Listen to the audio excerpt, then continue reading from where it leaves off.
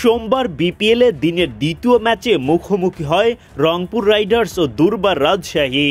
মাঠে নামার আগে অদ্ভুতুরে কাণ্ড।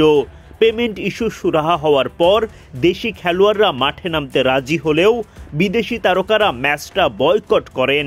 বিপিএল টেকনিক্যাল কমিটির বিশেষ অনুমতি নিয়ে 11 জন দেশি তারকা নিয়ে মাঠে নামে রাজশাহী। টস জিতে রাজশাহীকে আগে ব্যাটিংয়ে পাঠান রংপুর অধিনায়ক নুরুল হাসান সোহান। শুরু থেকেই দলটির ওপর চড়াও রংপুরের বোলাররা। ইনিংসের 3 নম্বর ওভারে জিশান আলমের স্টাম্প উড়িয়ে দেন মোহাম্মদ সাইফুদ্দিন। চেনা উদযাপনে মেতে ওঠেন ফেনী এক্সপ্রেস।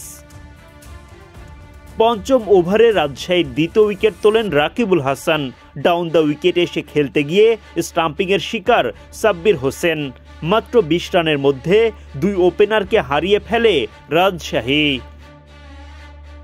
খুশদিল শাহর বলে উড়িয়ে মারতে গিয়ে বাউন্ডারি লাইনে শেখ মেহেদীর হাতে ধরা পড়েন মৃত্যুঞ্জয় চৌধুরী।